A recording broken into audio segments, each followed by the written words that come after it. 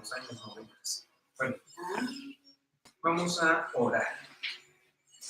Para darte gracias que eres bueno, que siempre es tu misericordia, para disfrutarte y disfrutarnos y crecer en la reflexión, sobre todo en tu amor y sobre todo en nuestra devoción hacia ti. Por el nombre. Amén.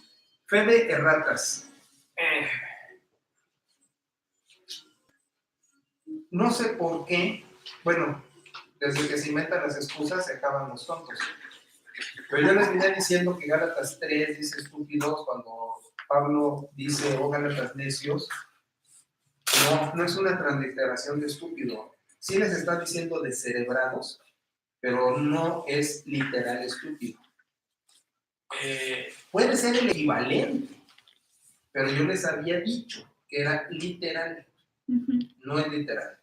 Es un equivalente, porque es, bueno, son términos y están en el diccionario, es imbécil, es descerebrado, idiota, es un equivalente estúpido, pero no es literal estúpido. Primera fe de rata. Bueno, la otra no es tanto una fe de rata, sino es una aclaración. Les había dicho, no necesariamente de ahí, es que simplemente son cosas que había mencionado, y ahora que estuve leyendo en griego dije, ay, se me ocurrió.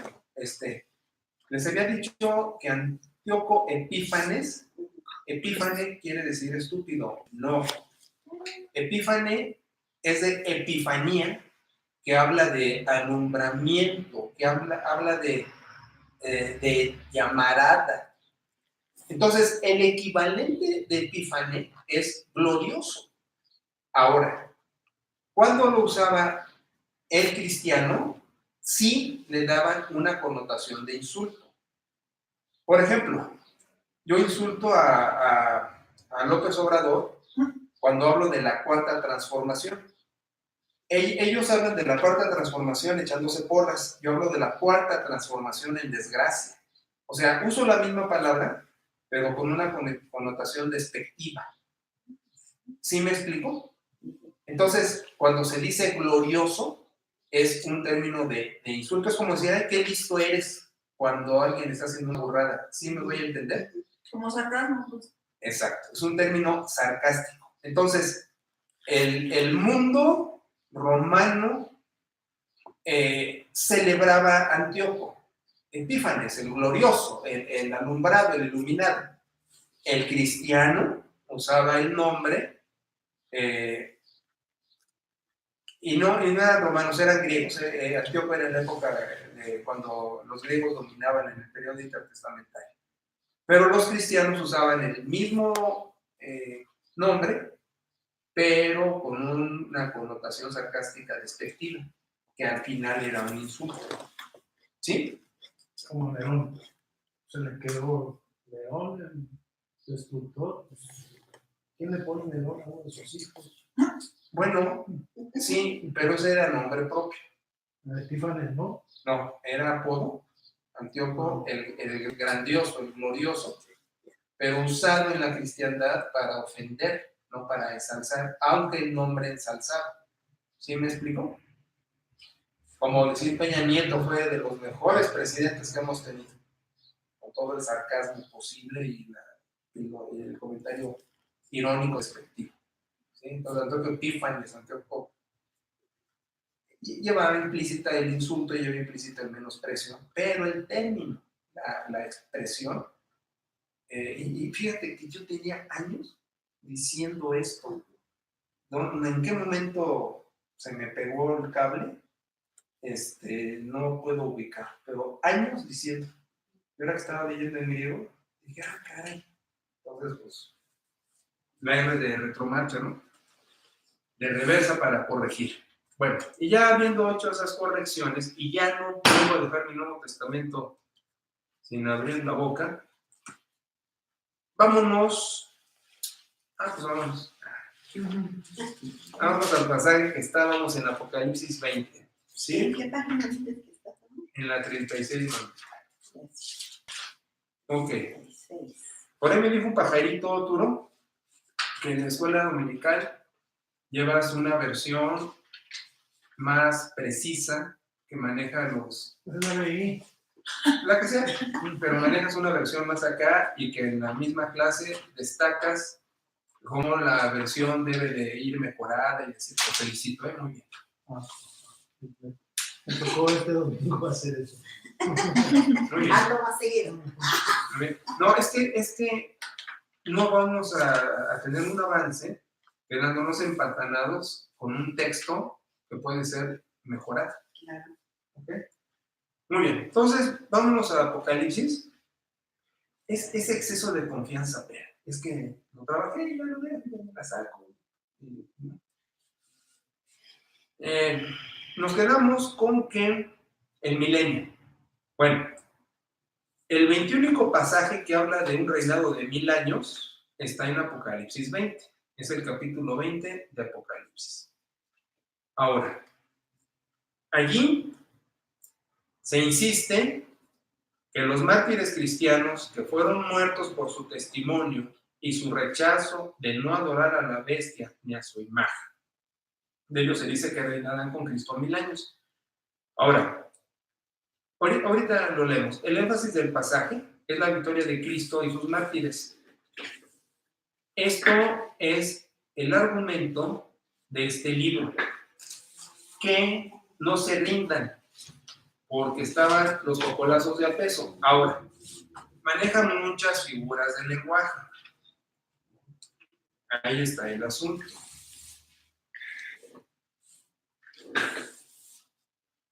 Bueno, primero no se nos debe olvidar que Apocalipsis lo que quiere decir es revelación, ¿no? Pero más que revelación es ir revelando, es ir descubriendo, es ir... Está viendo una cortina. Así lo ilustran, Progresiva. pero es ir dándote cuenta. Se vale decir ir abriendo la cortina, pero eso no significa. Significa ir dándose cuenta de algo. ¿Qué pasó? Es como cuando develan un busto. Duro. Ahora del dinero de ¿Ya lo templo, vamos a mandarte a hacer un busto con el cuate que hizo el de Bello y ahora el de AMLO. Del ¿No lo has abuelito, visto? no sé qué. No lo has visto, Arturo, no lo has visto en la red. Bueno, ya lo verás. Pero te vamos a mandar a hacer tu busto. Sí. Mucho gusto. Entonces no es exactamente como descorrer un telón. Así lo ilustran en las clases de escuela dominical. Bueno, empieza el capítulo 20 diciendo, dice, vi el ángel que descendía del cielo con la llave del abismo y con una gran cadena en la mano. Y prende al dragón, al diablo, la serpiente antigua que es el diablo y Satanás, y lo ata por 1000 años.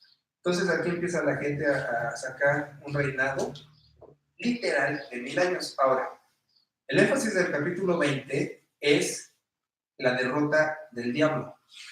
El capítulo 19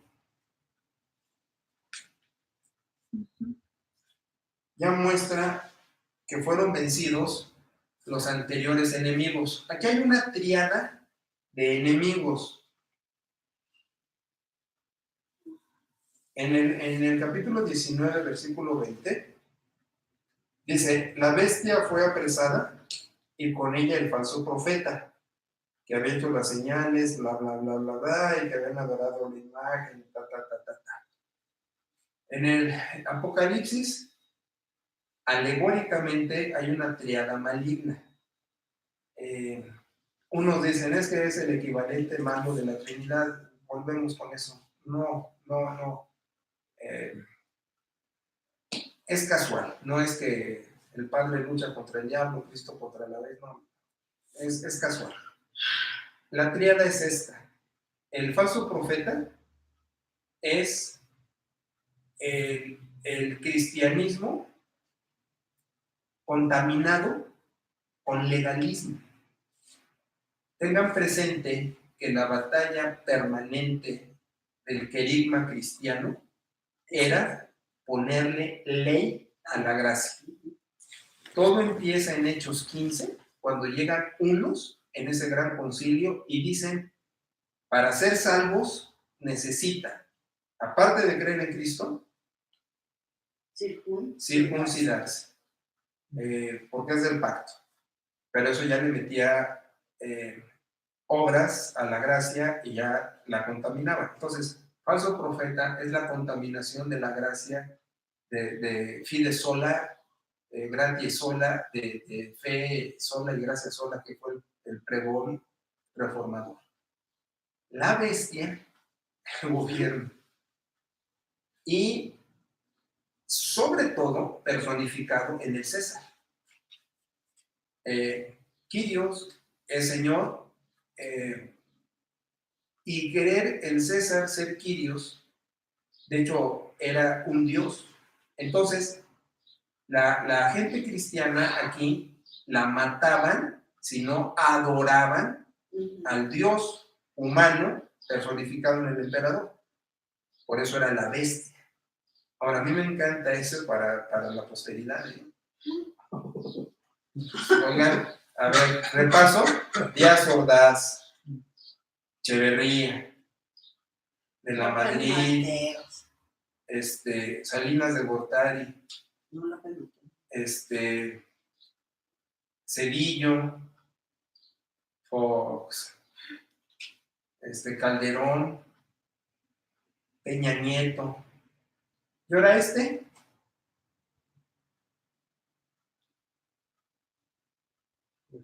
Pues sí, Tienen más bestias que otros, pero están en el corral. Y nos faltó Fox. No, te faltó, yo lo metí. ¿Cómo han exprimido y pateado este país, hombre? Y apenas lleva 3 meses. Ya dio color. Y el otro elemento de la tríada, el diablo, el anticristo. Y el anticristo como parte de todo un sistema. Claro, empieza con el diablo, pero va Juan a explicarlo en sus cartas. El que niega que Jesús ha venido en carne. ¿Verdad? Y entonces así el diablo se empodera. Es el machín, Jesús no, y ahí tiene su empoderamiento. Entonces es el diablo, el dragón, la serpiente antigua. Y el sistema del diablo es el anticristo, no es un hombre. Porque ya ven que en las películas el anticristo es un cuate que nace así con la marca, ¿no? Ajá. Pero acá dice la marca de la bestia. Entonces, Voy para la allá. bestia y la marca de la bestia. Sí. Son dos cosas. No. El gobierno marcaba al que adoraba al César. Marcaba al que no adoraba al César. Estaba clasificada la gente que no adoraba al César, los cristianos, y entonces era la persecución. ¿Sí? Ahora, recuerden, no podemos tomar literal lo alegórico. Por ejemplo, habla de una cadena. ¿Con qué cadena se amarra al diablo? Empezando nada más por ahí. No, pero yo me refiero que quedamos en que la bestia del gobierno, y acá cuando habla que recibieron la marca de la bestia, no es del diablo, no es del diablo, es del gobierno. Ajá, pero recuerda que la triada es maligna. Está O sea, hablando de trazo. Sí, al final, el que adores al emperador, pues es del sistema anticristo, porque nada más al que adoras es a tu Dios. ¿Sí me explico tú? La tríada es mala, está clasificada, pero todo es parte de lo mismo, de lo malo, del mal. ¿Sí? Ok. Si no, no se me queden con lagunas, muchachos. Muy bien, entonces continuamos. Y dicen que se le arroja al abismo y se le pone un sello para que no engañase hasta que fueran cumplidos los 1000 años, y después debe ser desatado por un poco de tiempo. Si leemos literal esto, vamos a entrar en un ejercicio de confusión de 1000. ¿Por qué? Porque luego sigue que todos los que resucitaron y los capacitados por el testimonio de Jesús, y que no habían adorado a la bestia ni a su imagen, y que no recibieron la marca en sus frentes ni en sus manos, reinaron con Cristo 1000 años. Ahora, si seguimos leyendo, dice, pero los otros muertos no volvieron a vivir hasta que cumplieron los 1000 años antes de la primera resurrección. Ahorita explico eso. Bienaventurado el que tiene parte en la primera resurrección y la segunda muerte no tiene potestad sobre él, sino que será sacerdote de Cristo y reinará con él 1000 años. Si yo voy tomando literal las cosas, ya no fueron 1000 años. Voy sumando periodos de 1000 años. Tienen que leer esto con calma y se van a dar cuenta que si lo tomaran de una manera literal, parece que no está hablando nada más de una época de 1000 años, sino de varias épocas milenarias. Como lo está describiendo literal, que no se debe de tomar literal, pareciera que pasan unos 1000 años una cosa y luego van a pasar en 1000 años otra cosa y luego en otros 1000 años otra cosa que está recorriendo el texto, ¿sí? Porque brinca de figuras a cuestiones hélicas, a cuestiones terrenas y regresa y se mete. Es lo complicado de leer alegoría. Un ejemplo de alegoría, habla de 2 resurrecciones. ¿Qué significa eso? Vamos a resucitar de a 2 veces, o la humanidad va a resucitar parcial un cacho y después otro cacho. No, porque todo el Nuevo Testamento nos dice, como saben, la Biblia se interpreta a sí misma. Entonces, yo para sacar doctrina tengo que ver qué dice toda la Biblia sobre un tópico. Porque si agarro un pasaje, como les decía hace 8 días, para sacar doctrina, pues es muy peligroso, porque tengo que emparejarla con todo lo que más diga el Nuevo Testamento sobre un particular. Y ahorita vamos a otro tipo de literatura para que nos explique eso de la resurrección. Ahorita lo estamos viendo en alegoría, lo vamos a ir a ver a lógica. Lógica es una declaración clara, objetiva, sin figuras, sino como hablamos en prosa para decir algo, ¿ok? Ahora, ¿qué es el sentido de estas resurrecciones? Recuerden, el autor está escribiendo a un lector original.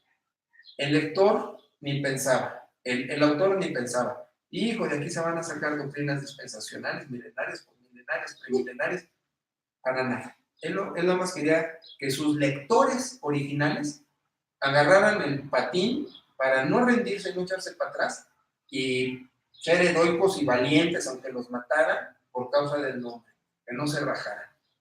El sentido de 1000, que aquí me está diciendo, en 1000 años pasa una cosa, en otros 1000 pasa otra cosa, en otros 1000 pasa otra cosa, en otros 1000 pasa otra cosa, entonces ya van como 4 o 5 mil años.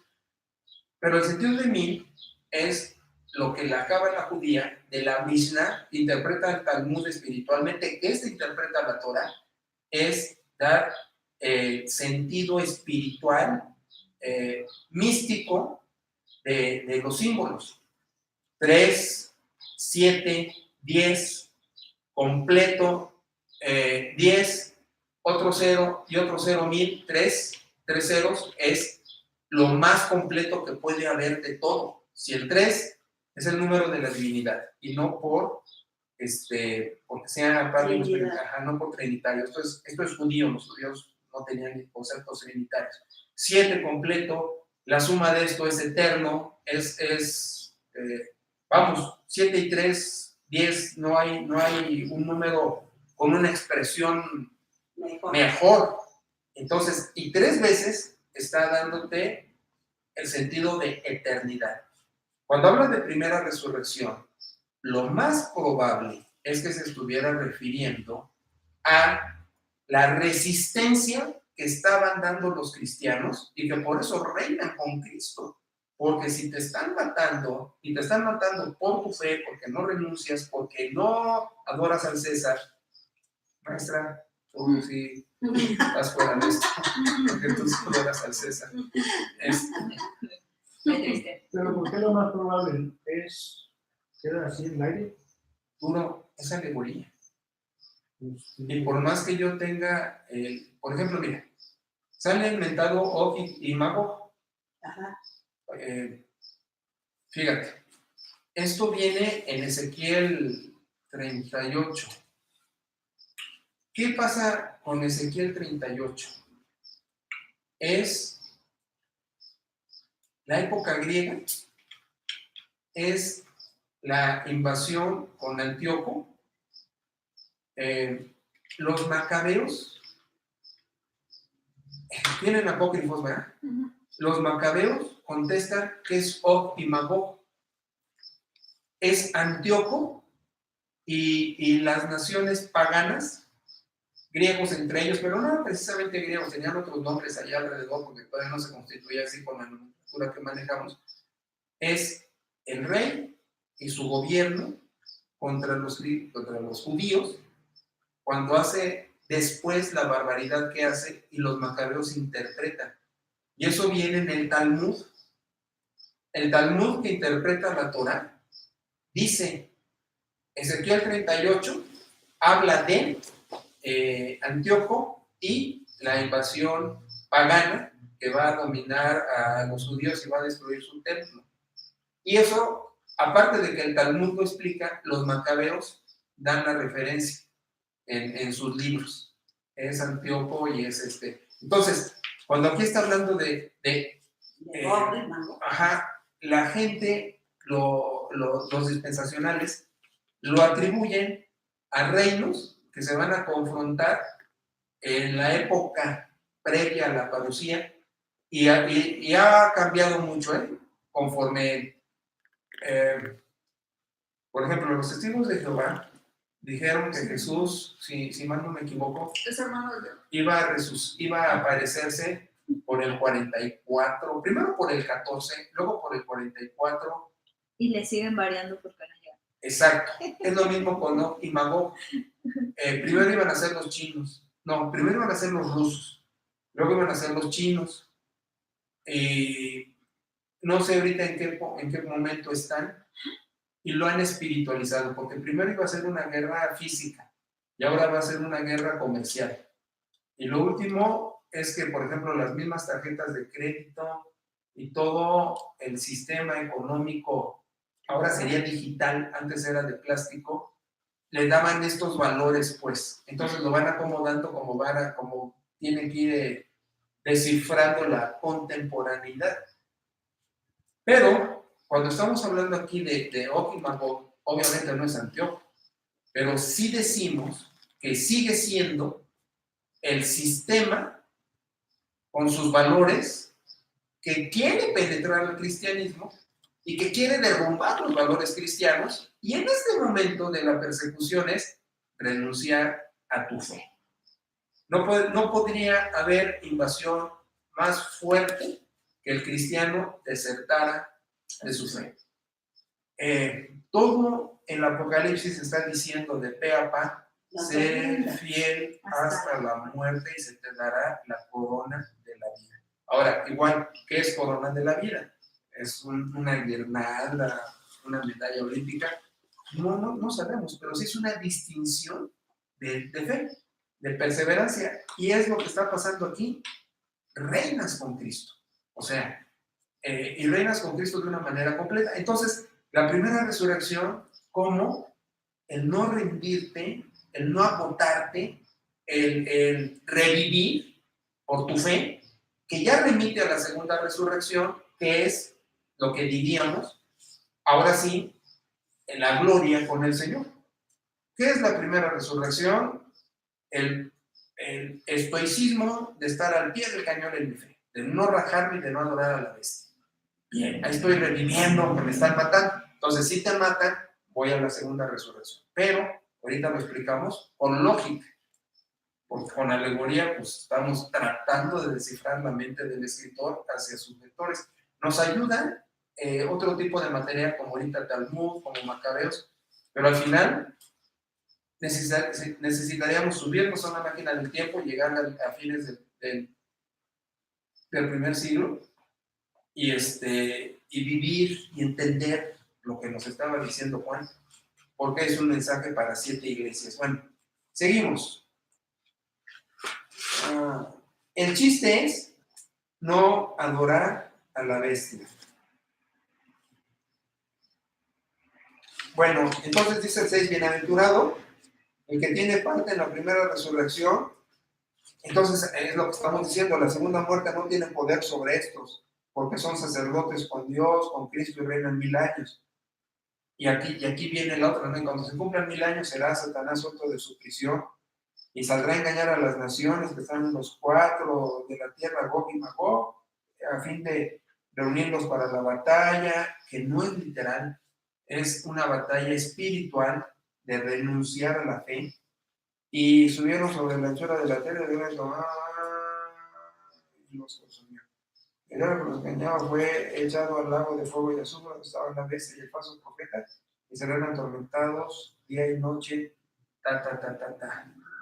Pero esto no me pone en riesgo de que las interpretaciones puedan ser muy diversas y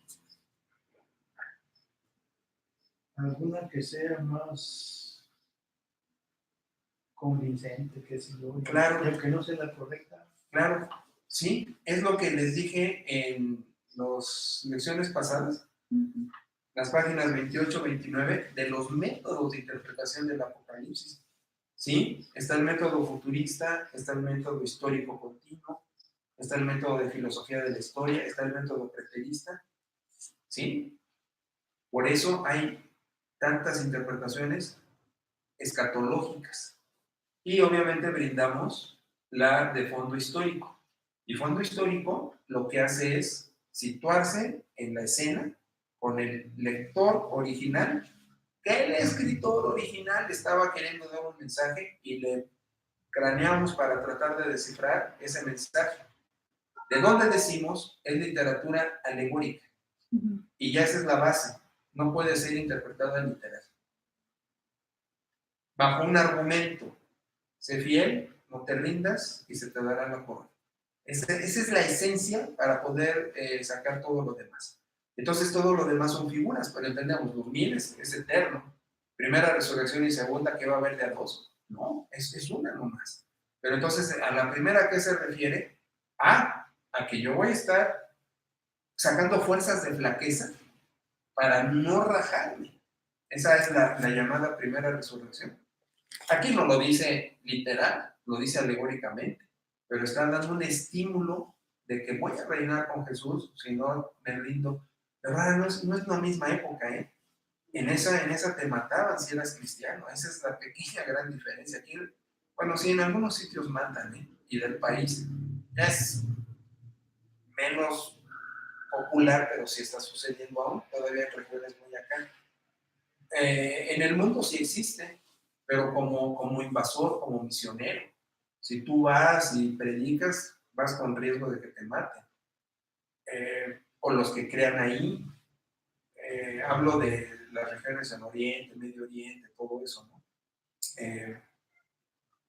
No sé qué tan fuerte esté la persecución en otros sitios, como India. En Japón sí, fíjense, en China, sí hay una persecución cristiana.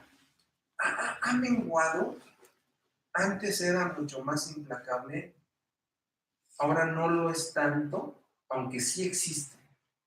Entonces hay sitios donde ser creyente es un riesgo, ¿no? Pero aquí no es que tú viajaras para meterte en ese riesgo, sino era donde vivías. Y donde vivías iban por tus hijos, por tus mujeres, y pues así si me rajo, si me matan a mi familia, yo adoro a la bestia. Y el estímulo es no hagas eso, que es lo que hablábamos de apostasía, ¿te acuerdas? Bueno, entonces, vamos a unos pasajes. ¿Me meto ya o no me meto ya? Sí, me meto ya. Miren, hablando de cómo se revuelve el presente y el futuro, o cómo se revuelve el mediano, corto plazo con el largo plazo, vamos a hacer un ejercicio, miren. En Mateo 24 están las mentadas señales antes del fin. Bueno, así dice el subtítulo, ¿no? Mateo 24, del 3 en adelante.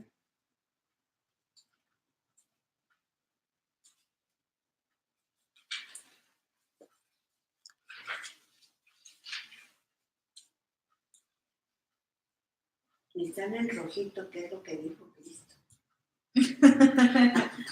No estoy seguro. Qué mala onda. Ay, esta que no tiene, pero ahorita le pongo una marca roja. Tómala. Pero mira, tú se la consiguió como prontuario el fiscal. Para que no. Ese es el de viajero. Tiene que ser prontuario. Para que no extrañe. Biblia Internacional, prontuario. Fíjese, en Mateo 24:3 dice, ¿cuándo serán estas cosas? Y la señal de tu parucías. Sí, le están preguntando cuando te manifiestes de último. Pero Jesús contesta otra cosa. Los discípulos preguntan una cosa y Jesús contesta otra. Ahora, ustedes van a ver que no va a ser el fin, no irás de esto, del otro, de aquello. Pero luego cita en el 15 la abominación de la que habló el profeta Daniel en el 15. El que lea entienda. Entonces los que están en Judea vayan a los montes, a la azotea, no regreses para tomar lo que dejaste, dice el 17. Hay de las que están encintas, ¿sí? Y nos quedamos perdidos. La parucía va a ser así. Lucas la explica. Miren, vamos al pasaje alterno de Lucas, capítulo 21.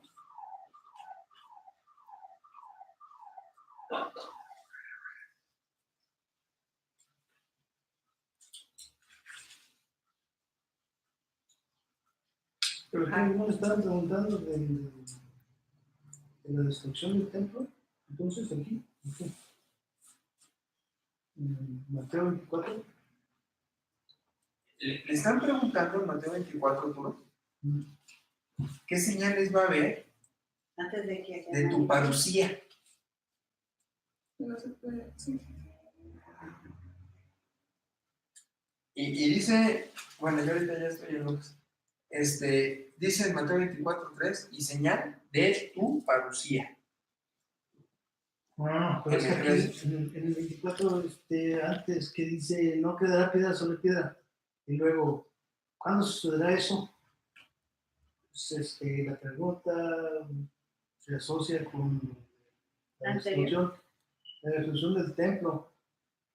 O más tarde, solo que sea más tarde, pues unas horas después, y le preguntan cuándo será eso. A veces Lulú me pregunta unas cosas Días después. no sé ni de qué Y ella piensa que sigue siendo el mismo momento. Ya está presente en esos casos. Sí está. Maestro, ¿cuándo será eso? Pero es de lo de ayer que te preguntamos. Qué inteligente eres y sobre todo el ejemplo que acabas de dar. Por eso Jesús contestó lo que contestó. Sí, duro. Pero mi énfasis, yo les estaba diciendo, como dice textualmente, que es lo que origina las confusiones. Exactamente. Ellos estaban preguntando de un momento histórico, pero también le meten, ¿y cuándo va a ser? Simeón, ¿cuándo va a ser la señal de tu parucías? El fin del mundo. De tu manifestación última, porque parucía es tu manifestación final. Entonces, sí, estaban diciendo, nos estás diciendo que esto va a quedar todo tumbado. Ajá, ¿cuándo va a pasar esto? ¿Y cuándo va a ser tu manifestación última? Y entonces empieza Cristo. Pero la gente no se va por el momento histórico como tú acabas de hacer bien la observación, que yo estaba empleando Lucas para todavía rematarla. Porque Lucas en el capítulo 21, en el verso 20, que no hace Mateo, pero haciéndolo Lucas, ya nos aterriza precisamente en el contexto histórico. Cuando vean a Jerusalén rodeada de ejércitos. Entonces, Jesús no está contestando cuándo Él va a regresar o las señales de su regreso. Está contestando cuándo va a quedar Jerusalén destruida. Y yo me agarro de Lucas, que te pone el texto, que es el pasaje alterno de Mateo, pero explica perfectamente el momento histórico. Va a ser arrasada Jerusalén, y esto pasó en el 70 con el emperador romano Tito. Y entonces todo lo que se describe de ay, las encintas y los que se queden huyan, no regresen por nada, es lo que les decía que hicieron los romanos cuando abrían los vientres de las embarazadas. Si eran capaces de matar bebés de menos de 2 años que no eran capaces de hacer estos animales, ¿verdad? Por eso la bestia. Oye, yo escuché que no quedó piedra sobre piedra, que ocultaban oro entre una piedra y otra piedra, que por eso los muchachos andaban buscando la lana, vamos a buscar. No, vamos a buscar. El oro del Pues así vamos todos a Todas las buscar. piedras hay que moverlas. No, bueno, seguro que saqueaban. Y seguro que llevaban sus ondas. Bueno, seguro que sacaban. Yo No, tú viste cuernos, tú eres mucho más joven que eso. Yo leí el En National Geographic. El escritor judío que se hizo Josefo. Josefo. Ah, qué bien, ¿dónde lo leíste? Un librito. En un librito de José. ¿Cuál? Que los romanos andaban sobre la lana todo el tiempo, queriéndose quitar. ¿En Guerra de los Judíos lo leíste? ¿O en Historia de los Judíos? ¿O en Antigüedades de los Judíos? Guerra de los Judíos, sí. Sí, pues eran saqueadores por naturaleza, por eso eran conquistadores. Pero el que no queda piedra sobre piedra, que implica el saqueo de estos crueles, era también el exterminio y el dominio de la bota romana. Bueno, de la chancla, no eran botas. Ok, pero entonces regresamos a esto. Agarrar estos textos del Evangelio para meterlos con estos de Apocalipsis y para prefigurar una tribulación, un rapto. Jesús hace referencia a Daniel. De esto habló Daniel. Entonces es cuando se van y sacan las 70 semanas de Daniel para la época escatológica. Y Jesús nos está regresando. Esto tuvo historicidad. Y fue una historicidad muy grave porque fue una... tenemos un texto espurio en el mismo Lucas: Padre, perdónalos porque no saben lo que hacen. Sí sabían lo que hacían, estaban crucificando al Jesús Nazareno Rex Ius, Jesús Nazareno, rey de los judíos. Estaban crucificando al rey de los judíos. Que sabían que no lo habían aceptado, pero sabían, lo estaban poniendo con sorna, con burla, con lo que fuera, con insulto. Pero el Padre no perdonó. O sea, arrasó Jerusalén a través de los romanos. Bueno. Ahora, eso del fin del mundo, yo digo, ¿para qué quebrarse tanto la cabeza? Bueno, sí es importante saber y todo eso, pero el fin del mundo llega cuando uno se va, o sea, ni nos va a tocar verlo, ni Pero, menos, o a lo mejor. O sí. eres transformada. Ajá, pero por ejemplo, el día que Dios me llame, para mí se acabó el mundo. Por supuesto. El día, si hay una explosión, se les acabó el mundo a los que ahí están. A los que les... un avionazo, ahí se les acabó el mundo. Entonces, ¿para qué hacernos tantas bolas? Exacto. El milenario es su feliz conclusión. Es Pues como sí. tú lo dices, Pues no sí. afecta mi salvación, yo sé que soy de Cristo. Claro. No. Exacto. ¿Para qué apurarse? Todo esto Es histórico, es bueno.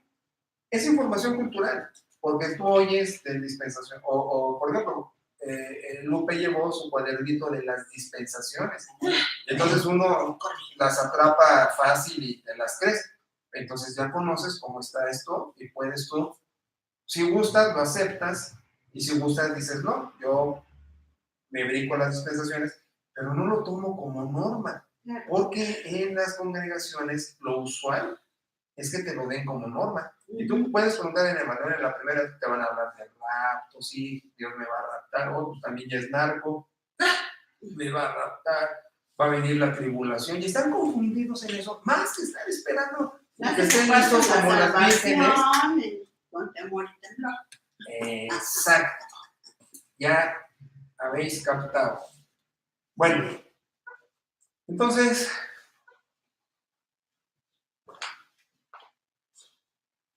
un ejemplo más de que no puede ser tomado de manera literal.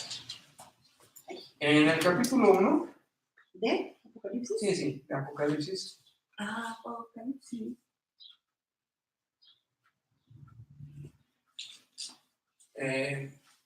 ya ven que ha habido retratos de Jesús, que un chavito dice una película que se murió y lo vio y regresó y lo dibujó, algo así. O que en Semana Santa lo dibujan y que se les aparecen los árboles. Bueno, Apocalipsis nos dice cómo es Jesús. Dice en el versículo 13 que trae ropa hasta los pies y trae un cinto de oro estilo Batman en el verso 13. Y Superman. O de Superman, su cabeza y sus cabellos son blancos, ¿sí? Y sus ojos despiden fuego, como Superman, que avienta así, ¿no? Como Superman. Ajá. Y sus No más pies, que Superman abuelo va a ser. sus pies son como bronce y refulge como horno, y su voz es así como un tsunami, y Tenía camina, 7 estrellas salen de su boca, y salió una espada aguda de 2 filos de la boca. ajá, La Biblia. y su rostro es como el sol, ¿sí? Pues dice, bueno, cuando lo vi caí, pues ¿quién no? Si te aparece esta cosa, pues ¿cómo no te asustas? Ahora, ¿es literal? Evidentemente que no. Dice el verso 20, Nos volvemos a morir en la resurrección. el misterio de las 7 estrellas que has visto y de los 7 candeleros lo explica. Son los ángeles de las 7 iglesias. Aquí el 20 explica eso de que trae en su mano 7. No lo hace en todos los momentos, Apocalipsis, pero aquí sí. Y ahora ángel lo estamos interpretando que es el pastor de la iglesia. Soy el pastor de Esmirna, soy el pastor de Filadelfia, soy el pastor de Laodicea. Entonces se dirige al pastor de la iglesia. La carta va al pastor. Pero ya el 20 me da la clave de al menos esto. Pero todo lo demás, y ese es lo complicado. Si yo, bueno, ya lo hice. Si yo doy un estudio de Apocalipsis, predico el capítulo 2 y el capítulo 3. ¿Y para qué meterte con Punto. Porque todo el resto es seguir redundando sobre lo que ya dijo con pura alegoría. Que el tema es no te rindas.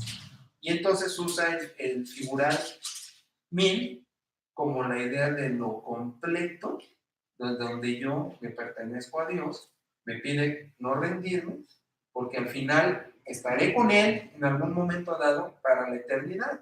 Y así es que aquí debo de sacar arrestos para ser tan valiente de no negar mi fe. ¿Y cómo no la niego? No rindiéndome al emperador, aunque cueste la vida de los que amo y la mía. No era tanto la de uno, sino ver morir a los tuyos. Y ahí sí me rajo y me voy. Pues sí. Siempre uno, o sea, uno prefiere que le pase a uno y no a los que ama. Por supuesto. Bien, entonces,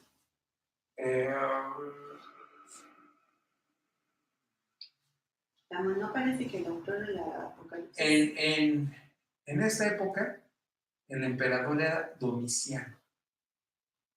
Yo lo estaba confundiendo con Decio, pero no es Domiciano. Pero a veces era muy competido quién era más sanguinario.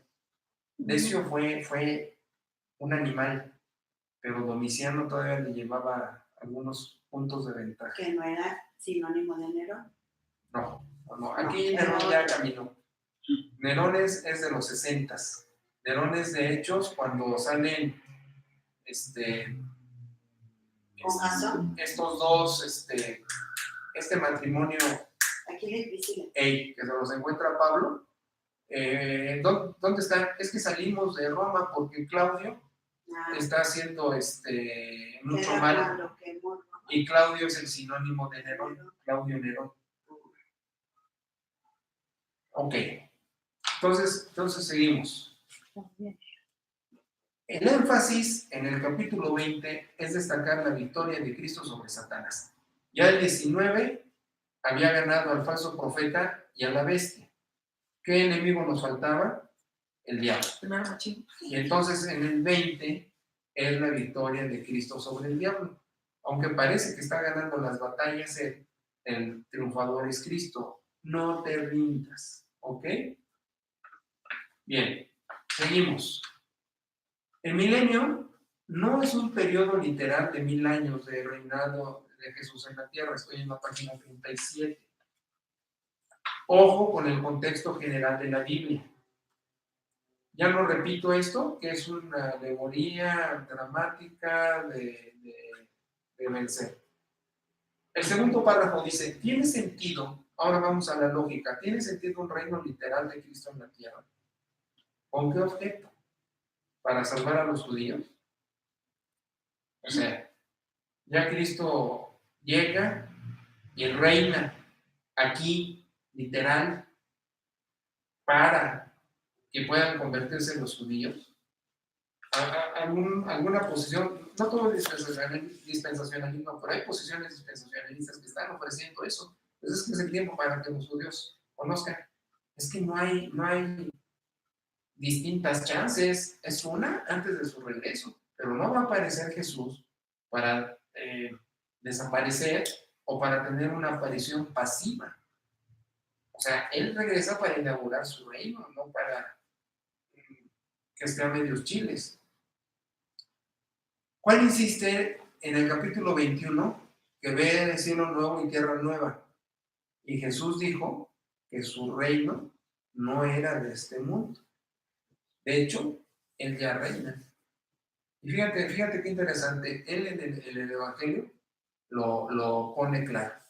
Mi reino no es de este mundo. Entonces, ¿por qué quieren ponerle un reino literal de 1000 años en la tierra?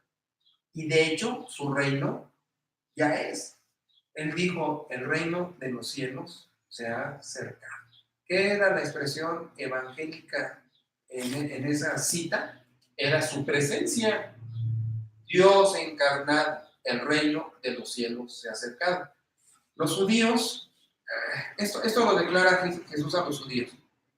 Los judíos no esperaban un Mesías ganador último.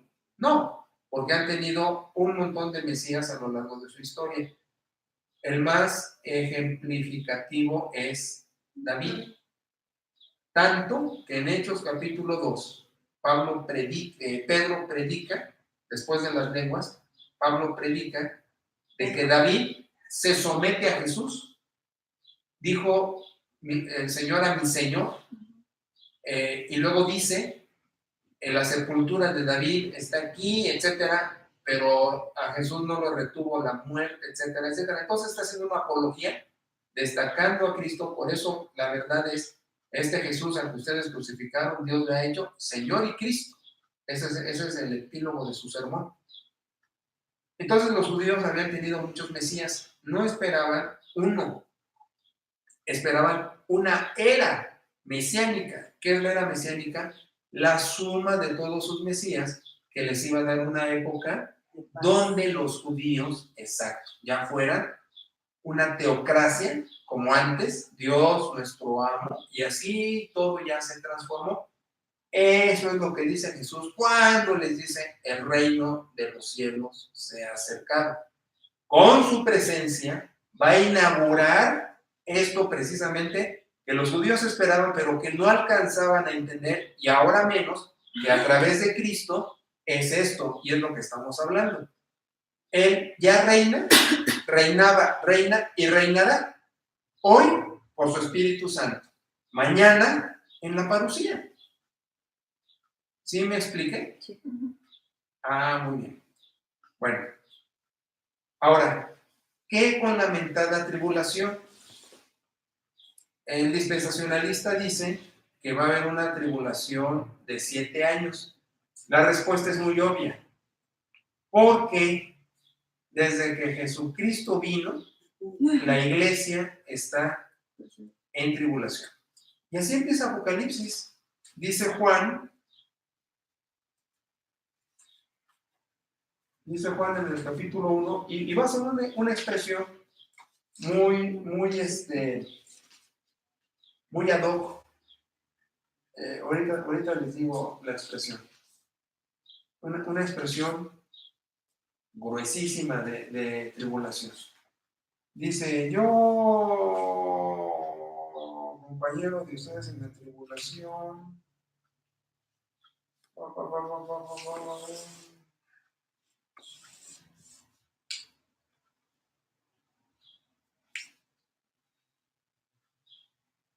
Dice en el 9.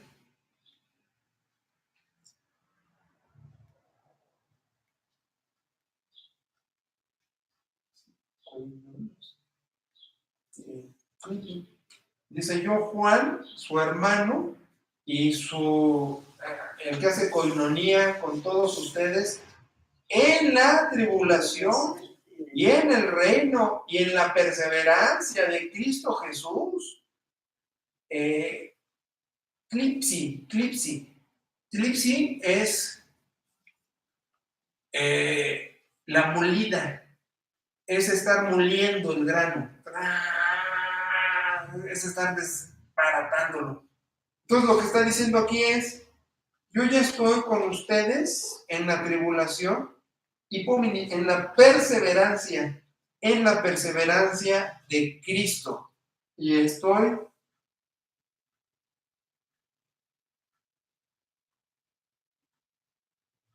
en el destierro por la palabra, por causa de la palabra, y porque soy testigo, martirio de Jesús, porque soy testigo de Jesús. Okay. Ya era la tribulación, ¿de cuál es mi año? Está en la tribulación. Hay un montón de pasajes que mencionan esto. Hechos 14:22, Romanos 5:3, pues ahí vienen un montón de textos que están diciendo, estamos en tribulación. Ahí están en su página 37. Algunos ejemplos, un montón de versículos. La iglesia ya está en tribulación. Mentira que va a haber una tribulación de 7 años y que a la mitad de estos 3.5, haciendo las semanas de Daniel, viene el rapto de Jesús y todo eso. Ahora, aquí explico que esto se maneja así por la interpretación de las 70 semanas del libro de Daniel, capítulo 9 del libro de Daniel, que se necesita mucha imaginación para sacar esa idea. Y curiosamente, Daniel, tráeme mi texto, hija. El pequeño, no el grandote. El grandote trae mucho aparato crítico. Y de una vez ya ábremela en Daniel. Daniel capítulo 9, dice los versículos 20 y 27. Está mezclando. Y es de lo que hablaba. Gracias, corazón. Les quitas tu escuelita.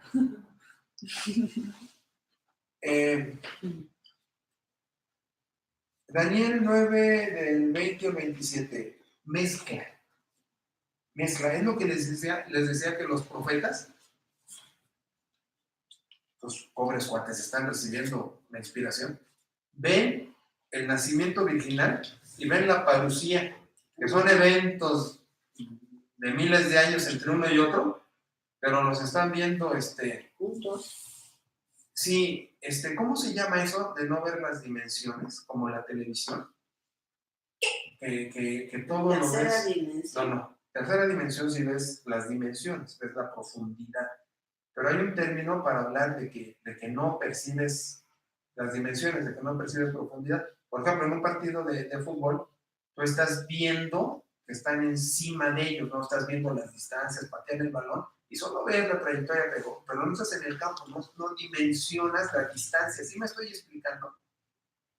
Los primeros meses. ¿No me explico? Sí, pero... Cuando te enfocan a nivel de cancha y despejan, tú estás viendo que el balón va aquí, pero ya desde arriba, no, pues el balón recorrió todo esto. Pero a nivel de cancha, en la tele, tú estás viendo que pateó, o yo como ahorita a Nelly y a Pera. Desde mi ángulo, estoy viendo a Nelly con Pera. Pero está bien. Hay un sentido de profundidad en los que dibujan y sacan perspectivas y todo eso, y ya le dan la dimensión, la profundidad. Pero viéndolo así, en primer plano, así se dice, las estoy viendo pegadas, ¿no?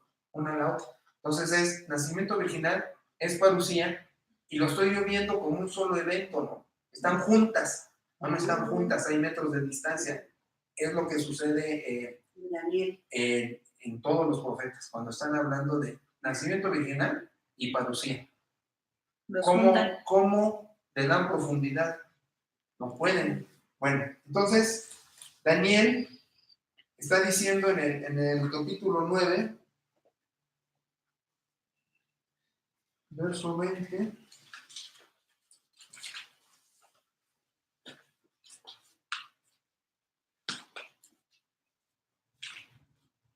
está diciendo, estaba hablando, llorando y confesando mi pecado, algo así como Nahum, y derramaba mi ruego delante de Dios así, y estaba hablando, saludos Nahum, estaba hablando en oración con el varón Gabriel, y me hizo entender y habló diciendo a Daniel. Eso lo tengo que subir como pre. ¿Cómo? Habló diciendo Daniel, te doy sabiduría.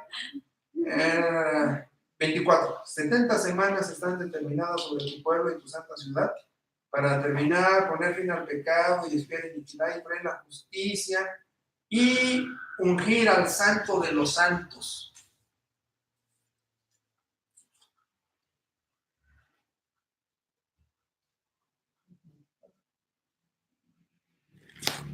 Le habla de 7 semanas y 72 semanas.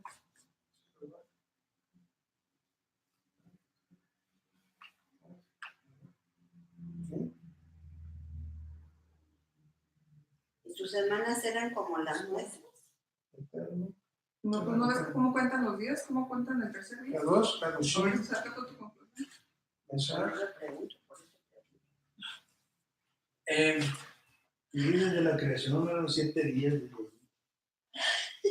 ¿Qué? Es que dice mi mamá que si las semanas se cuentan como nosotros, pero yo le estoy diciendo, acuérdate cómo contaron el tercer día. Ajá, no. No. Ajá. Bueno, lo que yo quería ver era el mesianismo, sí. El mesianismo del Kadosh, de los Kadoshim, el santo de los santos. Se refiere, sin lugar a dudas, a nuestro Señor Jesucristo. ¿Sabe pues, y entiende, dice el versículo 25, que para restaurar y edificar Jerusalén, y vuelve a meter hasta el Meshach,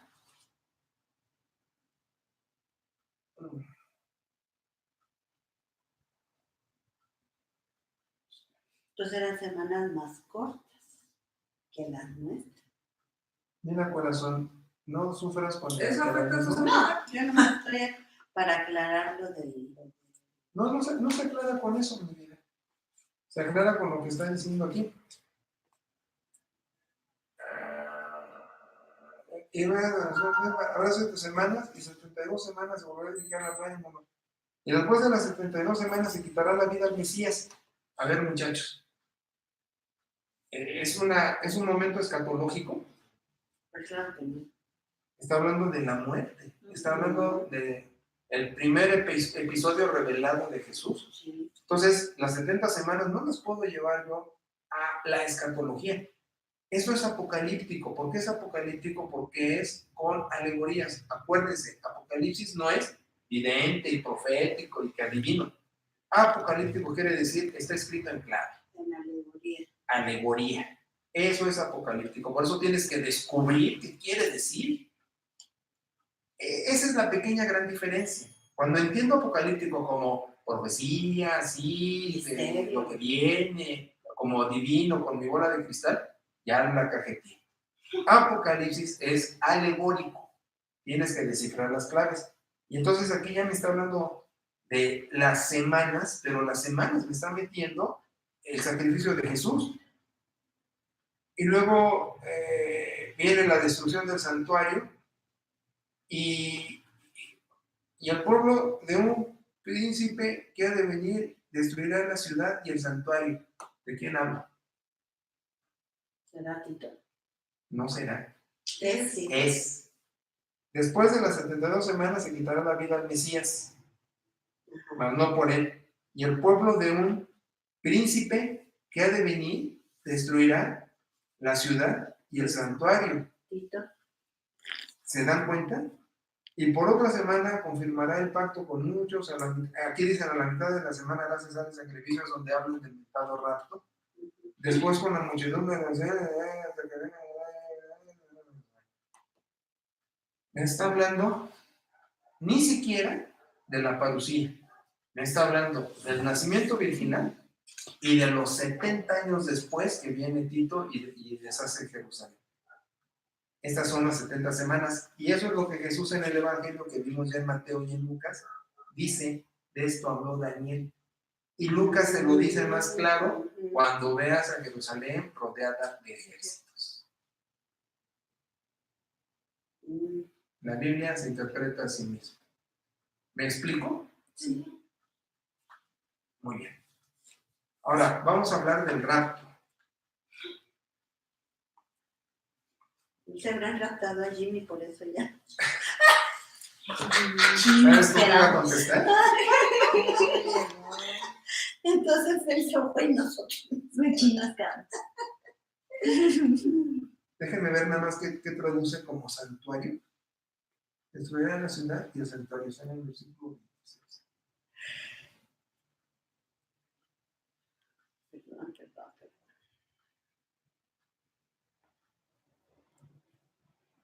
¿Sí? Kadosh, el lugar santo. Muy bien. Nos falta nada para terminar, me dan chance. ¿Qué?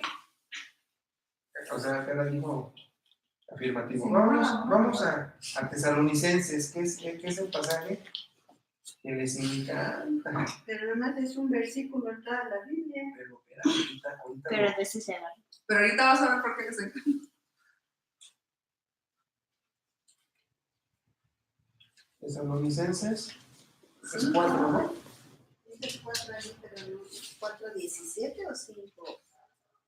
Tesalonicenses 4.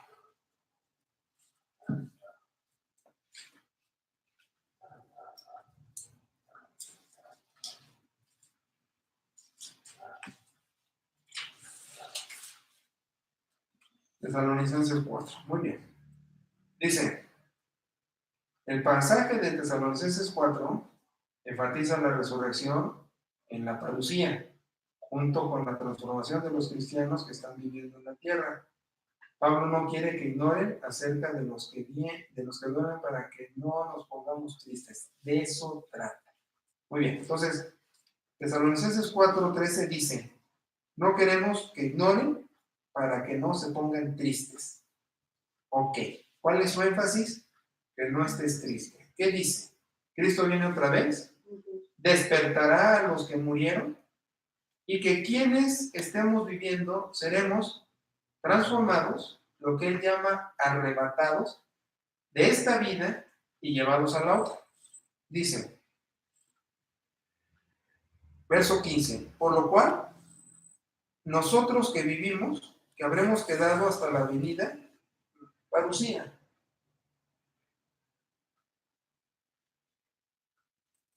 No precederemos, espérenme.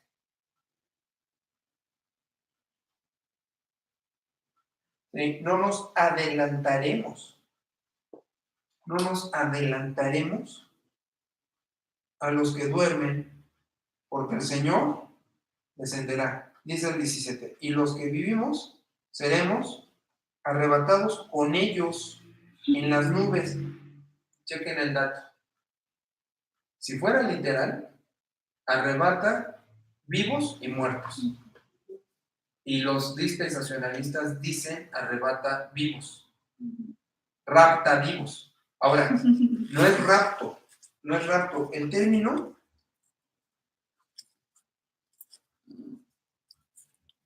arrebatados 17, Dice en el aire Primero los muertos, dice. que se adelanten, dice. Los muertos van por Que delante. se vayan por delante. Los muertos de Cristo dan primero. Miren, el término es un zarpazo. Es Un jalón, pues. un león. Un zarpazo. Está bien traducido arrebatar. Es un león, tanto, es zarpazo. Es un zarpazo. Pero chequen esto. Los que vivimos, los que hayamos quedado, seremos arrebatados juntamente con ellos. Con ellos. ¿Con quiénes? Con los muertos No, en los muertos. Cristo. Con los que resucitaron. Entonces, ya no fue rapto de vivos, fue raptos de todos. Eso es lo que quiere decir Pablo. Seremos arrebatados juntamente con ellos en nubes para recibir al Señor en el aire y estaremos siempre con el Señor. Aliéntense. Ya nos arrebató para estar con Él para siempre. Exacto. Ahora, vamos al pasaje donde acaba de explicar esto. Adivinen dónde está. Corintios 15. Miren, muchachos, aquí el interés de Pablo no es describirnos cómo es la resurrección. ¿Cuál fue el interés de Pablo en Tesalonicenses 4? Que no estén tristes. Otra vez, no quiero que estén tristes. Como los que no tienen esperanza. ¿Y qué es esperanza? El pis, ya les he dicho. La esperanza. Parucía. La parucía. Esperanza, sinónimo de parucía. ¿Por qué tienes esperanza, Arturo? Porque viene tu Salvador por ti. Eso es todo. Eso es todo el contenido cristiano. Cristo viene por mí, esa es mi esperanza. Entonces, tu énfasis es que no estés triste. Entonces, no te va a dar un rollo de cómo va a ser la resurrección. Lo único que te quiere decir es que vas a estar con los que amas. ¿Para qué? Para que no estés triste. Cuando despedí a mi madre, cuando he despedido gente muy amada, lo normal, como todo el mundo, es ponerme a llorar como loco, pero para el cristiano no. Si me voy a poner triste la separación, pero no es desesperante, porque Pablo me está diciendo, lo vas a volver a ver, maestro. Ya sea que esté muerto, morido, y Dios lo resucita, y tú te transformas en ese momento, y juntitos se nos llevan. Esto es lo que no nota el dispensacional.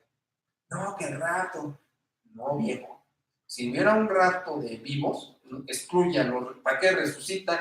Y aquí está diciendo, resucitados y vivos, todos son arrebatados. Es la pequeña, gran diferencia. Por supuesto. Y ahora en Corintios te lo va a explicar todavía más a detalle. Está muy padre. Por cuestiones de tiempo no vamos a leer todo el pasaje. Yo les recomiendo que lo lean todo, porque empieza en Corintios 15 hablando de que la resurrección es la base de nuestra fe, muchachos. Dice, si Cristo no resucitó, Vale. nosotros no vamos a resucitar. Y si nosotros no vamos a resucitar, mejor quédense viendo los juegos del NFL, que vayan a oír a Carla, a Pera, al Paz, a César. Qué aburrido y qué pérdida de tiempo estar en una reunión ahí, mejor váyanse al jardín, váyanse al zoológico. Es una tontera, perdemos el tiempo, hasta dice somos los más miserables de los hombres. Pero, como Cristo resucitó, Amén. luego nosotros resucitamos. Entonces, todo el capítulo 15 es una chulada. Y además dice, vas a tener un cuerpo espiritual.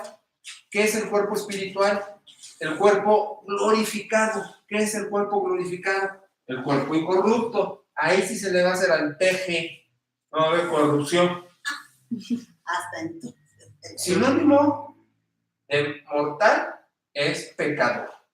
Sinónimo de mortal y pecador es corrupto. Eternidad, santidad en pleno es incorrupto, inmortal, impecable. Ese es nuestro cuerpo glorificado. Entonces describe que la semilla es de una naturaleza y va a dar el frutito de esa naturaleza, igual el creyente. Eso lo está describiendo en todo el capítulo 15. Nosotros, yo lo ilustro así, tenemos virtudes y defectos. En la resurrección nada más van a aparecer tus virtudes, tus defectos se van. Claro, corregidos y aumentados.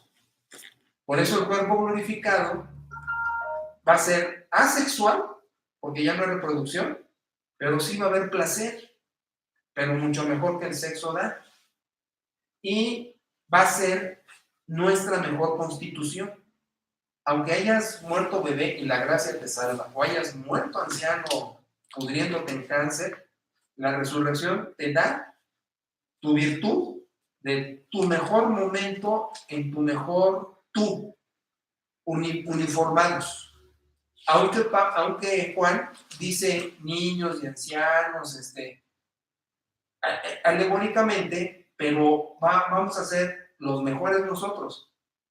Déjenme ilustrarlo, no va a ser así, pero el mejor peso, la mejor estatura. El hecho es, somos la nueva creación de Dios con lo que siempre quiso o quiere que seamos. La mejor Esperanza, la mejor Nelly, la mejor Pelita, la mejor Carla, el mejor Arturo, el mejor Sergio. Pero no físicos, aunque sí con cuerpo, pero glorificado. Pero a lo mejor ya no es piel, ya no sangramos, pero sí hay una entidad física, pero física entre comillas, porque vamos a tener unas capacidades extraordinarias. Jesús nos da una muestrita de su mundo, que podía desaparecer, aparecer, viajar. Y en un segundo estar en otro lado. Sí. Como Goku. Pero a los discípulos les costaba trabajo reconocer a Jesús. Sí. Había pistas de él que lo podían reconocer, pero no era de trancazo inmediatamente. No, esa es la cosa. Sí. Ahora, Jesús, como humano y como glorificado, pues, ¿qué sería la diferencia? Pues nada más la inmortalidad.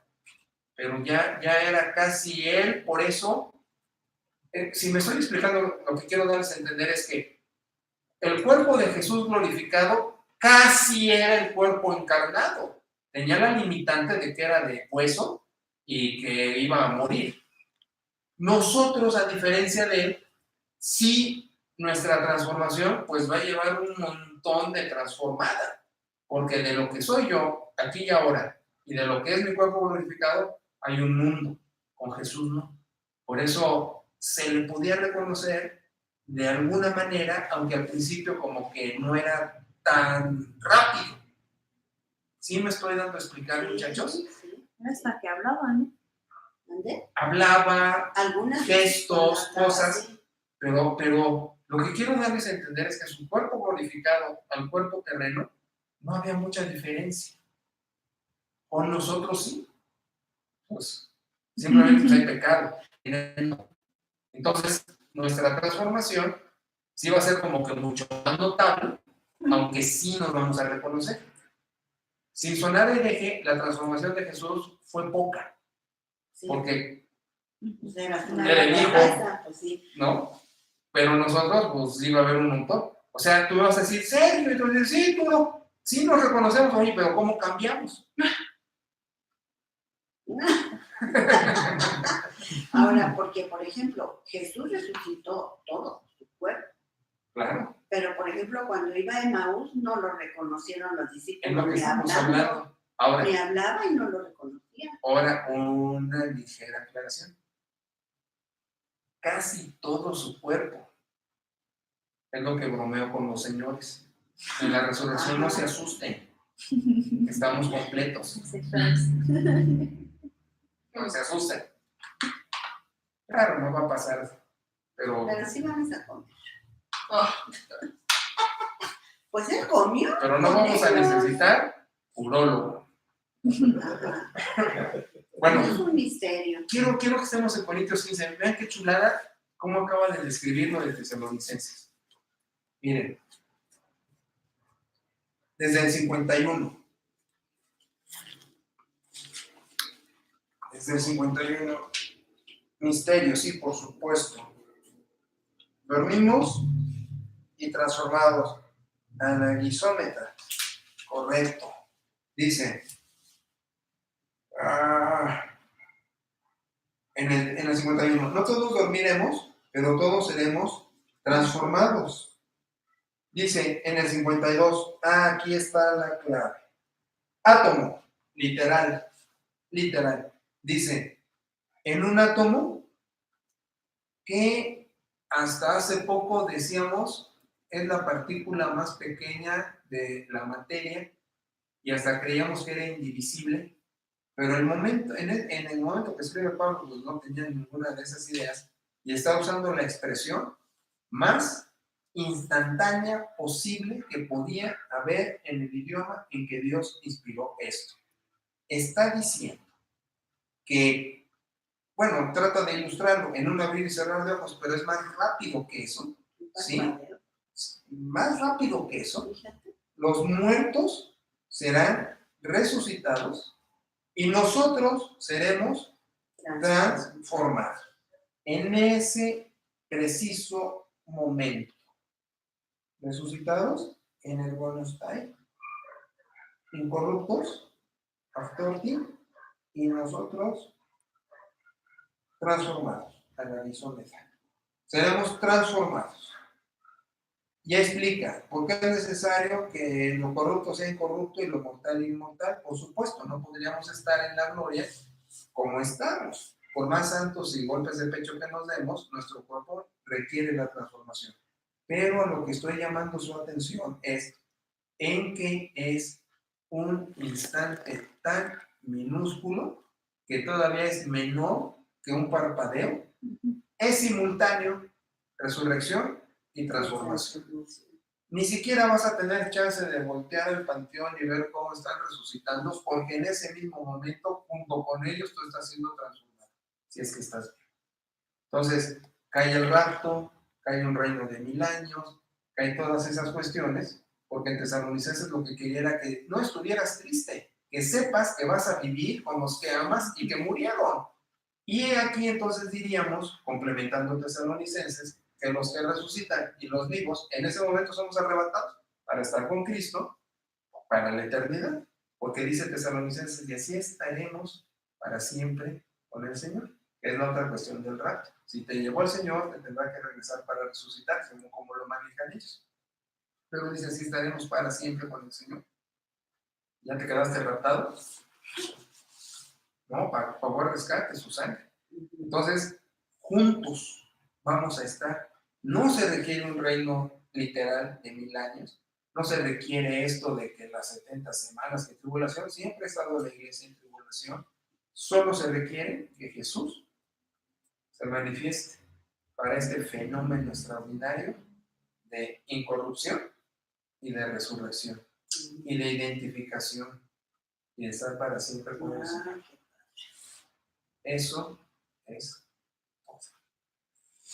Yo insisto que es el domingo, igual no sé, porque todas las cosas de la iglesia post-resurrección, todas las cosas célebres fueron en domingo. Resurrección, aparición la primera vez, aparición la segunda vez.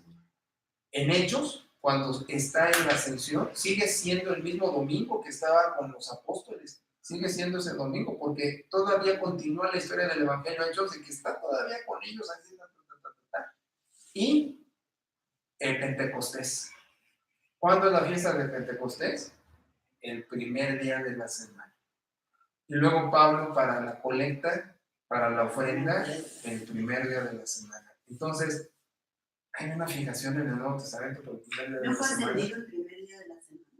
Por supuesto, es lo que acabo de decir, que arrastramos el Evangelio con hechos y es el mismo evento del primer día de la semana. Entonces, A Jesús le gusta el domingo. ¿En qué momento entre los hemisferios coincide el sábado haciéndose domingo, el domingo dejando de ser sábado? No sé, pero algo va a suceder donde el domingo general se va a manifestar. La única bronca es que no tengo la menor idea de cuál domingo. Pero Pequeño detalle. ya que te gustan las apuestas, van 5 baros que es domingo. Muy bien, no, yo también estoy de acuerdo que es domingo. ¿Ok? Y alguien dijo, y a la hora de la ofrenda. Ay, yo sí, la verdad. Yo sí, así, pues para ver. Muy bien, entonces hemos terminado al fin con los pasajes y seguimos para hablar del concepto cielo, esa dimensión, y luego el epílogo de esto, que termina con la esperanza. Vamos a hablar del cielo y la esperanza. ¿Cómo debemos vivir bajo la esperanza de la resurrección? Y les adelanto, miren, bueno, simplemente les menciono esto, ¿no? Bueno, Pablo dice, para mí el vivir es Cristo y el morir es ganancia. No es una valentonada, quizás hasta les caigo gordo, pero no le temo a la muerte. La espero. No soy loco, no soy masoquista, no soy sádico, soy un tipo con la esperanza, con el pis. Ya estar en la gloria con mis hijos, con mi espera, adorando al Señor, en un cuerpo glorificado, sin lágrimas, enjugado mi dolor, como las figuras estas apocalípticas, con la capacidad de salud, su mecha. ¿Quién no quiere eso? Claro. Ahora, que para eso tengo que pasar el tránsito de la muerte, me lo dice la revelación. Él nos guiará más allá de la muerte. Me va a llevar de la mano, como mamá me llevó al kinder. Por Dios santo, ni siquiera el momento agónico de cierro los ojos aquí si estoy consciente o si me mató el tren. Pero si estoy consciente, ya, llévame, Señor, ¿qué? Te vamos a poner, no me pongan nada, que te vamos a operar, no me operen nada, déjenme ir. ¿Me explico? Pero no como un fatalista, decepcionado de la vida, psicópata, suicida, no, sino me está esperando y me está dando, parece que me está dando la gloria. Por Dios santo, ¿quién no se quiere ir? Yo sí me quiero ir. Si ahorita pudiera decirme Dios, ¿cuándo te quieres ir, viejo? ¿Te parece nomás celo? ¿A llegar con la barriga llena? Barriga llena, corazón contento. ¿Me explico? Sí, Es extraordinario lo que estamos hablando, extraordinario. sí, totalmente. ¿Chanda? Muy bien. Agüita. Sí. Ahora no trajiste, ¿no quieres agüita? Duro. Ahora